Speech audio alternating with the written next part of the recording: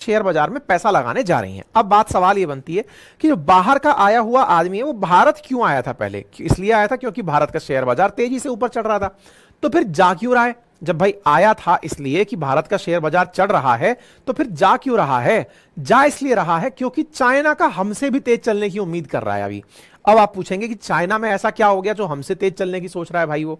तो अब उसके पीछे का कारण समझो। देखो, आपने किस घोड़े पर दाव लगाया ये मैंने कल भी बताया था, लेकिन चाइना वालों ने एक बड़ा खेल खेला है। क्या खेल खेला है उसको समझने के लिए हमारे यहां से निकले हुए पैसे को देखो आप। देखो, दुनिया में बहुत सारे ऐसे इवेंट हुए जब हमारे शेयर बाजार से एफआईआईज ने पैसे बाहर निकाले, इंस्टीट्यूशनल इन्वेस्टर्स ने हमारे यहां से पैसे निकाले। उनमें से जो सबसे ज्यादा पैसे निकाले गए थे ना, वो नवंबर 21 और जुलाई 22 के बीच में, जब जियोपॉलिटिकल ये रशिया यूक्रेन शुरू हुआ था, उस समय पैसा निकाला गया था दबा के। उससे पहले कोविड 19 के समय पर पैसा निकाला गया था। जितना कोविड के समय निकाला गया, लगभग उतना ही पैसा एफआईआईज ने हाल ही में निकाला है। इसके पीछे के दो बड़े कारण हैं, और दो बड़े कारण में पहला कारण क्या है?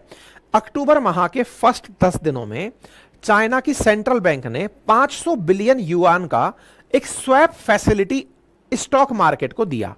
अब यह क्या होता है?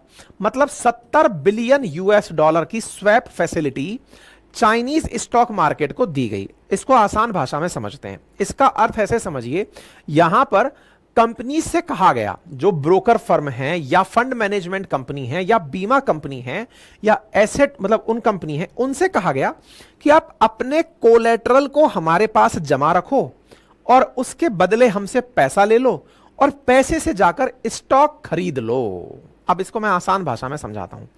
देखो, शेयर बाजार ऊपर कब चढ़ेगा? तो कब चढ़ेगा? तो आंसर यह है, शेयर तब चढ़ेगा सर जब लोग ज्यादा खरीदारी कर रहे होंगे। भाई, आज शेयर बाजार कब चढ़ता है? जब लोग खरीद रहे होते हैं। शेयर कब गिरता है? जब लोग शेयर बेच रहे होते हैं। बहुत सी सिंपल बात है। खरीद रहे हो तो चढ़ रहा है, बेच रहे हो तो उतर रहा है। अच्छा, चाइना में हुआ यह कि जनवरी की शुरुआत में या फिर शुरुआती साल के शुरुआत में यहां की एक बहुत बड़ी कंपनी थी जो मकान बनाती थी, नाम था उसका एवरग्रैंड। वो फेल मार गई थी। लगभग 70 बिलियन डॉलर का उसने एक ही बार में फटका दे दिया था। फेल मार गई थी। हालत ये हो गई थी कि उसको दिवालिया डिक्लेयर कर दिया गया था ऑलमोस्ट। ऐसे में इनके यहां का मार्केट धराशायी हो रखा था। चाइनीज लोग जो अपना पैसा इन्वेस्ट करते हैं ना, उसका 60% पैसा इन्वेस्ट वो जमीन में करते हैं, प्रॉपर्टी में, और प्रॉपर्टी के नाम पर घरों में इन्वेस्ट करते हैं। घर बनाने वाली कंपनी फेल मार गई तो पैसा डूब गया। इन्वेस्टमेंट के नाम पर जो लोग शेयर में पैसा लगाते थे वो बाहर निकल कर नहीं आए। कंपनी तब से धराशायी थी। अब इन्होंने कहा ऐसे तो भाई हम अपने शेयर बाजार को उठा ही नहीं पाएंगे। तो चाइना ने क्या किया? अपने यहां की अभी की ताजा ताजा खबर बता रहा हूं मैं आपको। इसमें इन्होंने क्या किया, जो ब्रोकर फर्म्स हैं या फंड मैनेजमेंट फंड्स हैं, उनसे कहा कि आपके पास में जो कोलेटरल्स हैं, कोलेटरल्स क्या होता है? जैसे मान लो कि आज मेरे पास मेरा घर एज ए कोलेटरल है, जैसे बैंक में मैं गिरवी रख के लोन ले सकता हूं, या मान लीजिए कि मेरे पास कोई भी ऐसा एसेट है जिसको बैंक ये मानती है कि इसको रख के मैं इसको लोन दे सकता हूं। जैसे मेरी गाड़ी के ऊपर लोन के लिए कॉल आता है, सर आपकी गाड़ी अगर आप चाहें तो उस पर लोन ले सकते हैं। कोलेटरल कंसीडर करती हैं बैंक्स उसको, है ना? तो ऐसे ही यहां पर स्थिति है। बैंक ने कहा है कि आप अपने पास जो भी कोलेटरल रखें, बड़ी बड़ी कंपनीज के पास काफी सारे फंड्स के स्कीम्स होती हैं कि साहब ये हमारे पास रखने के लिए बोल रख दो और कैश ले जाओ। कैश से मतलब लिक्विडिटी ले जाओ, जिससे कि आप स्टॉक खरीद सको।